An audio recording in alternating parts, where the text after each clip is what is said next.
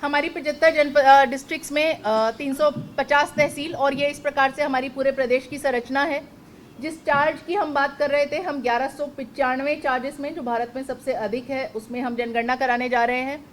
हम लोगों ने अच्छा, मैं ये भी बताना चाहूँगी कि जनगणना में हमने कार्मिक की बात कर ली, हमने समय की बात कर ली। धरती पे क्या होगा, कैसे हम लोग डिसाइड करेंगे कि कौन कहाँ जाएगा। पूरे प्रदेश को एक ग्रिड में बांटा जाता है। ग्रिड के छोटे छोटे खंड बनाए जाते हैं, जिसको भी हम एक्सप्लेन करेंगे। उनको हम कहते हैं गणना ब्लॉक या मकान सूचीकरण ब्लॉक। दोनों एक ही चीज़ है। पहले फेज में उनको मकान सूचीकरण ब्लॉक कहते हैं, दूसरे फेज में उसको गणना ब्लॉक कहते हैं। ये गणना ब्लॉक 120 से 180 घर के करीब होते हैं। इनमें करीब 800 से 1000 के बीच में हम लोग पॉपुलेशन रखते हैं। 800 हम लोगों ने अपर लिमिट रखी है। पूरा प्रदेश ऐसे प्रखंड में बांटा जाता है, और इस बार ये कार्य डिजिटली किया गया। ये पोर्टल के माध्यम से इन सबकी ज्योग्राफिकल बाउंड्रीज बनाई गई हैं, सबकी बाउंड्री को टैग करके बनाया गया है। ऐसे हमारे प्रदेश में 3,90,000 गणना ब्लॉक बने। और मैं ये भी बताना चाहूँगी बहुत हर्ष के साथ कि हमारे प्रदेश की प्रशासनिक व्यवस्था ने ये कार्य बहुत कम समय में 1 महीना पहले पूरा कर लिया।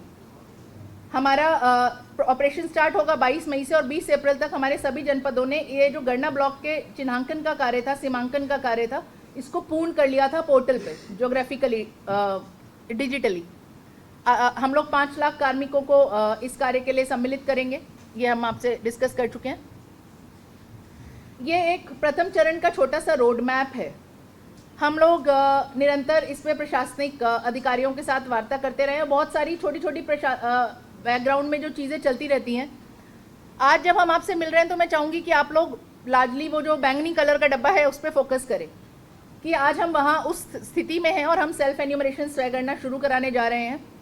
जो बैंगनी कलर का डब्बा है वो 3 चीज़ों के बारे में बात करता है कि पहले हम अपनी ग्रिड पूरी कर लें, कंप्लीट क्रिएशन ऑफ HLB, जो हमारे मकान सूचीकरण खंड हैं उनका हम सीमांकन चिन्हांकन पूरा कर लें।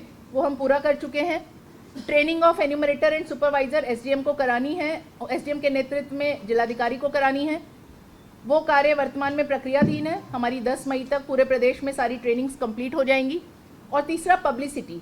अब क्योंकि हमने सारी तैयारी पूरी कर ली है, तो अब आपके माध्यम से और विभिन्न माध्यमों से हम आमजन को बताना चाहते हैं कि आपको प्रिपेयर करना है, हम आपके घर आने वाले हैं, या आपकी सहभागिता का समय अब शुरू हो रहा है।